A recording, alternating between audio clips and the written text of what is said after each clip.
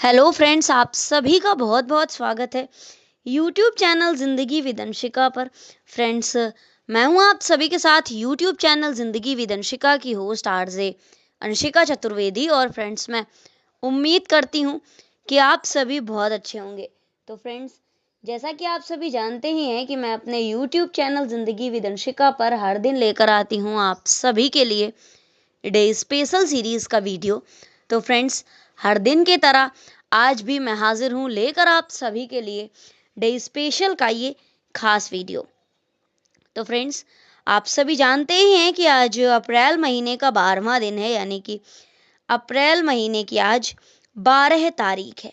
और फ्रेंड्स, 12 अप्रैल वर्ष का 102वां दिन होता है। तो आज वर्ष 2025 का 102वां दिन है, क्योंकि वर्ष 2025 एक सामान्य वर्ष है, लीप वर्ष नहीं है।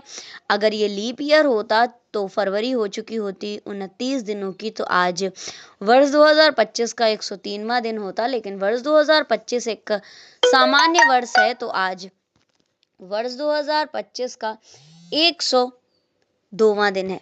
इसी के साथ ही friends, according to Gregory calendar, वर्ष 2025 में अभी 263 डेज यानी कि 263 दिन बाकी बचे हैं। इसी के साथ ही फ्रेंड्स, बात अगर मैं करूं आज के दिन की, तो आज दिन है शनिवार, सैटरडे, यानी कि आज वीकेंड है।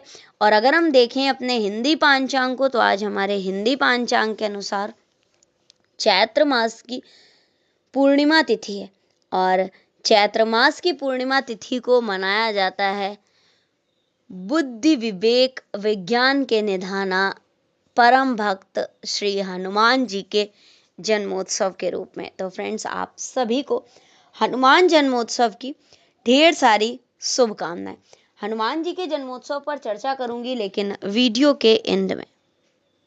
तो फ्रेंड्स, मैं बढ़ती हूँ वीडियो के फर्स्ट सेगमेंट की ओर। तो आप सभी जानते ही हैं कि डे स्पेशल वीडियो के फर्स्ट सेगमेंट में मैं चर्चा करती हूँ उन महत्वपूर्ण घटनाओं की जो कि हमारे इतिहास में पूर्व में पास्ट में घटित हुई हैं और कहीं ना कहीं हमारे इतिहास में अपना एक महत्वपूर्ण स्थान रखती हैं। तो फ्रेंड्स, 12 अप्रैल के लिए वर्ष खास रहा है 1945, 1991, 1998, वर्ष 2006, 2007, 2008, 2010 और 2014। फ्रेंड्स, 12 अप्रैल वर्ष 1945 को अमेरिका द्वारा ओकिनावा पर आक्रमण किया गया था और जापानी मंत्रिमंडल का त्याग पत्र आज के ही दिन दिया गया था, यानी कि 12 अप्रैल वर्ष 1945 को अमेरिका के तत्कालीन राष्ट्रपति रूजवेल्ट का देहांत हुआ था। 12 अप्रैल वर्ष 1945 को वर्ष 1991 में आज के ही दिन, यानी कि 12 अप्रैल वर्ष 1991 में खाड़ी युद्ध औपचारिक रूप से समाप्त हो गया था। वर्ष 1998 में आज के ही दिन, यानी कि 12 अप्रैल वर्ष 1998 को गिरिजा प्रसाद कोइराला नेपाल के नए प्रधानमंत्री नियुक्त किए गए थे। वर्ष 2006 में आज के ही दिन, यानी कि 12 अप्रैल वर्ष 2006 में साइप्रस के राष्ट्रपति तासोस पापादोलस 6 दिवसीय यात्रा पर आज के ही दिन भारत पहुंचे थे। वर्ष 2007 में 12 अप्रैल को पाकिस्तान ने ईरान गैस पाइपलाइन पर भारत को मंजूरी दी थी। और वर्ष 2007 में आज के ही दिन, यानी कि 12 अप्रैल वर्ष 2007 में एयरलाइंस जेट ने एयर सहारा को मंजूरी दी थी। वर्ष 2008 में आज के ही दिन, यानी कि 12 अप्रैल वर्ष 2008 को भारतीय मूल के ब्रिटिश उद्योगपति और सांसद लॉर्ड स्वराज पाल के स्वामित्व वाले केपेरो समूह ने पश्चिम बंगाल के सिंगूर में मोटर वाहन के पुर्जे बनाने की 3 इकाइयों को लगाने का फैसला किया था, यानी कि 3 यूनिट वहां पर लगाने का डिसीजन लिया था। 12 अप्रैल वर्ष 2008 में ही अफगानिस्तान में भारतीयों के काफिले पर हुए एक आत्मघाती हमले में 2 भारतीय इंजीनियरों सहित 3 लोगों की मौत हो गई थी और इस आत्मघाती हमले में बहुत ज़्यादा लोग घायल हुए थे। इसी के साथ ही फ्रेंड्स, वर्ष 2010 में आज के ही दिन यानी कि 12 अप्रैल वर्ष 2010 में लुधियाना, पंजाब, भारत के गुरु नानक देव स्टेडियम में भारतीय कबड्डी टीम ने पाकिस्तान की कबड्डी टीम को 58-24 से पराजित कर पहली कबड्डी वर्ल्ड कप की प्रतियोगिता जीत ली थी। इसी के साथ ही 12 अप्रैल वर्ष 2010 में ब्रिटिश भारतीय लेखक राणा दास गुप्ता को महागाथा सोलो के लिए 2010 का कॉमनवेल्थ राइटर्स पुरस्कार देने की घोषणा की गई थी और 12 अप्रैल वर्ष 2010 को ही ऑस्ट्रेलियाई ग्लेंडा गेस्ट के सिडॉक रॉक को यहाँ हुए पुरस्कार के ग्रैंड फिनाले में श्रेष्ठ पहली पुस्तक का अवार्ड मिला था। 2014 में आज के ही दिन यानी कि 12 अप्रैल वर्ष 2014 में मशहूर गीतकार गुलजार साहब को वर्ष 2013 के लिए दादा साहब फाल्के पुरस्कार दिया गया था। तो फ्रेंड्स, ये थी वो महत्वपूर्ण घटनाएं जो कि हमारे इतिहास में पूर्व में पास्ट में घटित हुई हैं 12 अप्रैल के दिन और हमारे इतिहास में अपना एक महत्वपूर्ण स्थान रखती हैं।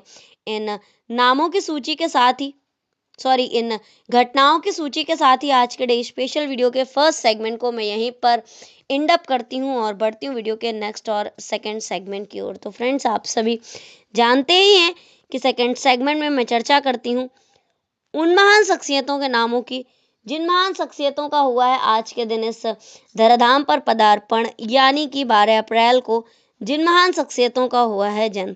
तो फ्रेंड्स, आज के दिन जन्म हुआ है राखाल दास बंदोपाध्याय जी का, मीनू मांकड़ जी का, केदार शर्मा जी का, सुंदर सिंह भंडारी जी का, FN सूजा जी का, लालजी टंडन जी का, सुमित्रा महाजन जी का, ऋत्विक सान्याल का, सफदर हाशमी का, सावजी ढोलकिया का, तुलसी गोबार्ड का और गुलशन बावरा का। तो फ्रेंड्स, ये थी सरसरी निगाह उन नामों पर जिन महान शख्सियतों का हुआ है आज के दिन इस धराधाम पर पदार्पण, यानी कि 12 अप्रैल को जिन महान शख्सियतों का हुआ है जन्म।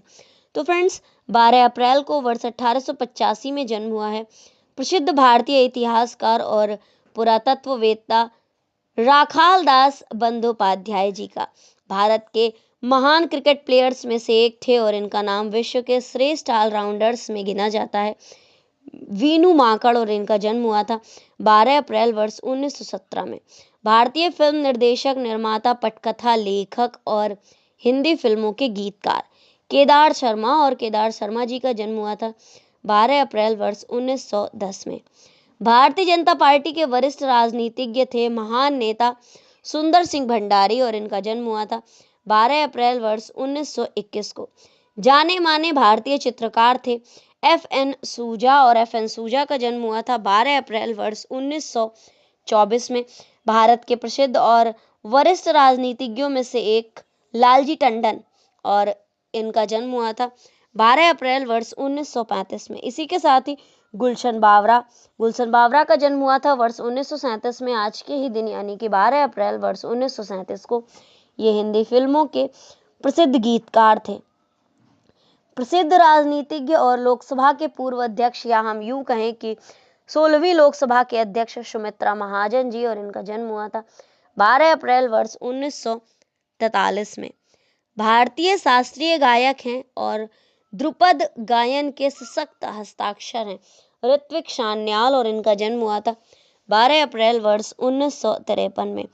प्रसिद्ध मार्क्सवादी नाटककार, कलाकार, निर्देशक एवं गीतकार सफदर हाशमी और इनका जन्म हुआ था 12 अप्रैल वर्ष 1954 को। सूरत की हरिकृष्णा निर्यात प्राइवेट लिमिटेड कंपनी के संस्थापक और अध्यक्ष सावजी ढोलकिया और इनका जन्म हुआ था 12 अप्रैल वर्ष 1962 में।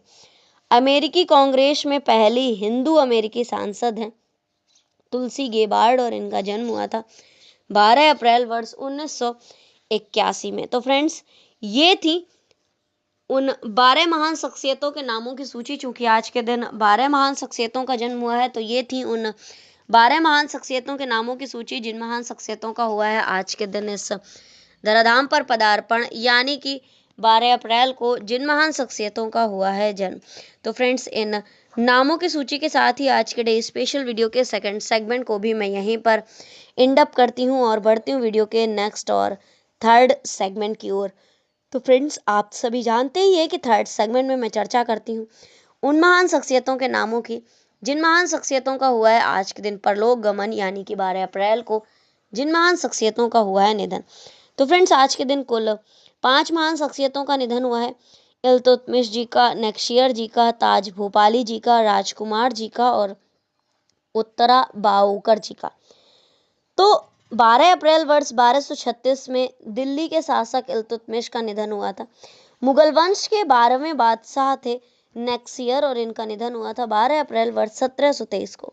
एक सुप्रसिद्ध शायर थे जो कि भारत के मध्य प्रदेश के भोपाल शहर के रहने वाले थे, ताज भोपाली, और इनका निधन हुआ था 12 अप्रैल वर्ष 1978 में। कन्नड़ फिल्मों के अभिनेता राजकुमार जी का निधन हुआ था 12 अप्रैल वर्ष 2006 में। भारतीय रंगमंच, फिल्म और टेलीविजन अभिनेत्री उत्तरा बाओकर और इनका निधन हुआ था 12 अप्रैल वर्ष 2023 में। तो फ्रेंड्स, ये थी उन 5 महान शख्सियतों के नामों की सूची जिन महान शख्सियतों का हुआ है आज के दिन परलोक गमन, यानी कि 12 अप्रैल को जिन महान शख्सियतों का हुआ है निधन। तो इन नामों की सूची के साथ ही आज के डे स्पेशल वीडियो के थर्ड सेगमेंट को भी मैं यहीं पर एंड अप करती हूँ और बढ़ती हूँ वीडियो के नेक्स्ट, लास्ट और फोर्थ सेगमेंट की ओर। फ्रेंड्स, आज रेल सप्ताह दिवस का तीसरा दिन है और वर्ल्ड डे ऑफ एविएशन एवं कॉस्मोनॉटिक्स डे है। और इसी के साथ ही आज हमारे हिंदी पंचांग के अनुसार चैत्र मास की पूर्णिमा तिथि है। तो आज का दिन मनाया जाता है हनुमान जन्मोत्सव के रूप में। तो आइए हनुमान जन्मोत्सव पर थोड़ी सी चर्चा आप सभी के साथ। हनुमान जी विज्ञानी हैं। सीता जी की खोज उन्हें इसलिए सौंपी गई क्योंकि जगत के कल्याण की परम शक्ति की खोज विज्ञानी ही कर सकता है।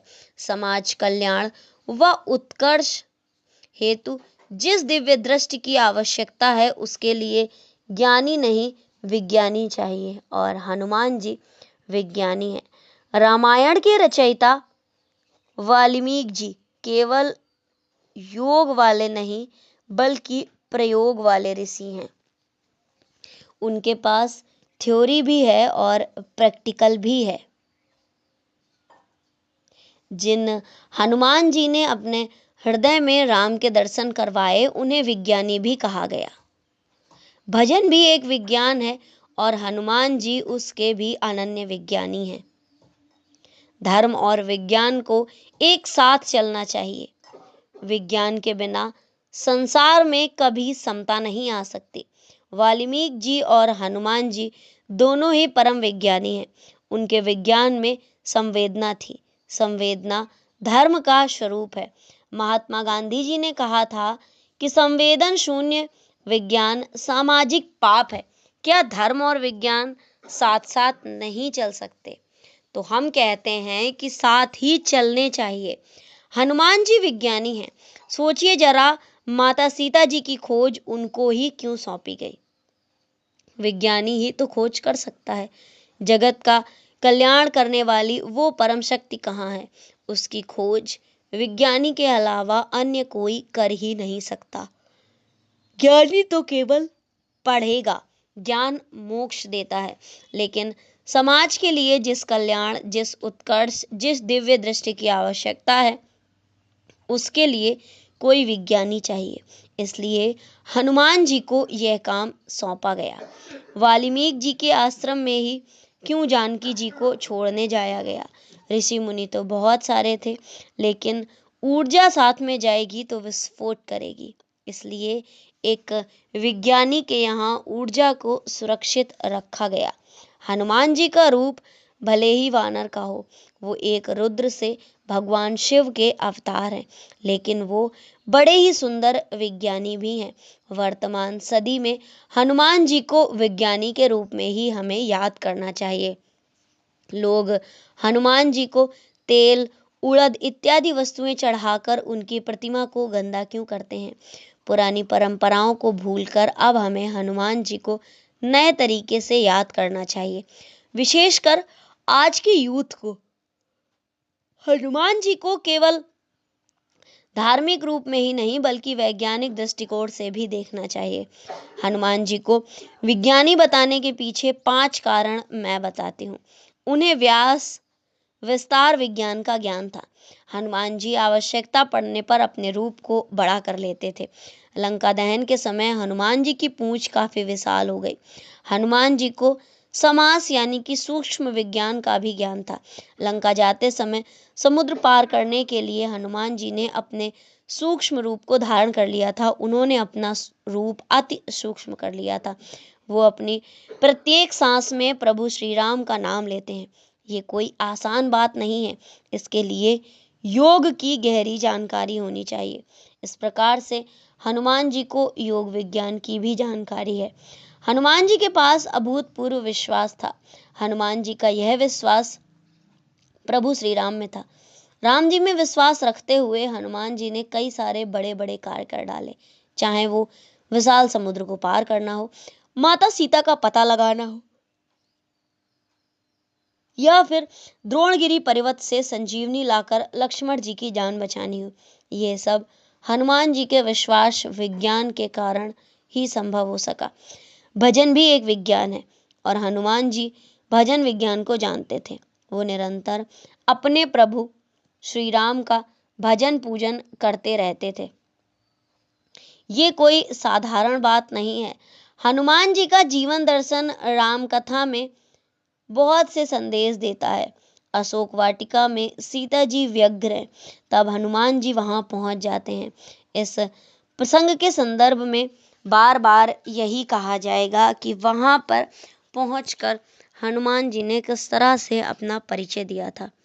हमारे जीवन में कोई भी समस्या है उससे पहले ईश्वर समाधान भी भेज ही देते हैं। कोरोना काल में हरि कथा के दौरान पूरे भरोसे के साथ कहा गया कि अगर कोरोना कोई रोग है तो उसका इलाज भी होगा। आग यदि समस्या है तो उसका समाधान पानी है। कहीं आग लगी हो, किसी का घर जल रहा हो तो उसका समाधान क्या है? रोना, अवसादग्रस्त हो जाना, क्रोध करना, भाग जाना नहीं, ये तो कायरता ही है। आग का समाधान पानी है, उसे बुझाना है। रोग का समाधान आरोग्य है, लेकिन मन एक ऐसा तत्व है, उसकी समस्या का समाधान दूसरा कुछ नहीं, स्वयं मन ही है। जो मन नकारात्मक है वही मन सकारात्मक भी है। इसलिए ये बात सुनिश्चित है कि मन यदि समस्या है तो समाधान भी मन ही है। सभी बंदर भालू सीता जी की खोज के लिए निकले हैं। नील, अंगद, जामवंत और हनुमान दक्षिण दिशा में जाते हैं। संपाति से जानकारी मिलती है कि सीता जी लंका की अशोक वाटिका में हैं, लेकिन वानरों को समुद्र लांघने में संदेह है। हतोत्साहित हुए वानर वृंद को जामवंत उत्साह प्रदान करते हैं और चुप बैठे हनुमान जी का आह्वान करते हैं। वो कहते हैं, पवन तनय बल पवन समाना, बुद्धि विवेक विज्ञान निधाना, कवन सुकाज कठिन जग माही, जो नहीं होई तात तुम पाही। आप तो पवन पुत्र हैं, बुद्धि विवेक और विज्ञान की निधि हैं। इस जग में ऐसा कौन सा कठिन कार्य है जो आप नहीं कर सकते? जामवंत के ये वचन सुनते ही हनुमान जी पर्वताकार हो जाते हैं और सिंहनाद कर कहते हैं, इस खारे समुद्र को तो मैं खेल खेल में लांघ सकता हूँ। आज के संदर्भ में अगर कहा जाए तो जो किसी विषाद में है, परिवार के लोगों व मित्रों को उनकी हिम्मत बढ़ानी चाहिए और समझना चाहिए कि कोई भी संकट ईश्वर से बड़ा नहीं हो सकता। जन्म मृत्यु हमारे हाथ में नहीं है, लेकिन हमारे हाथ में है जीवन को नकारात्मक सोच से नष्ट करने के बजाय सकारात्मक सोच से समृद्ध करें। तो आज हनुमान जन्मोत्सव पर यही एक संदेश है आप सभी के लिए कि नकारात्मकता से बचें और सकारात्मक की तरफ अपना पथ प्रशस्त करें। आप सभी को एक बार पुनः प्रभु श्री राम के अनन्य भक्त हनुमान जी के जन्मोत्सव की यानी कि हनुमान जन्मोत्सव की ढेर सारी शुभकामनाएं। वो सिर्फ वीर ही नहीं हैं बल्कि महावीर हैं। वो सिर्फ एक भक्ति ही नहीं है बल्कि एक विज्ञानी भी हैं। और भजन भी एक विज्ञान है, हनुमान जी उसके भी अनन्य विज्ञानी हैं। तो बस एक बार फिर से आप सभी को हनुमान जन्मोत्सव की ढेर सारी शुभकामनाएं। भगवान श्री राम के परम भक्त महावीर यानी कि हनुमान आप सभी पर अपना आशीर्वाद बनाए रखें और आप सभी पर उनकी कृपा बरसती रहे। तो फ्रेंड्स, आज का डे स्पेशल वीडियो मैं यहीं पर एंड अप करती हूँ, यानी कि वाइंड अप करती हूँ। और इसी तरह से हर दिन से जुड़ी हुई ढेर सारी जानकारियों को जानने के लिए, सुनने के लिए और समझने के लिए देखते रहें मेरा YouTube channel Zindagi with Vanshika. Thank you so much, thanks for watching and thanks for supporting. Bye bye and take care.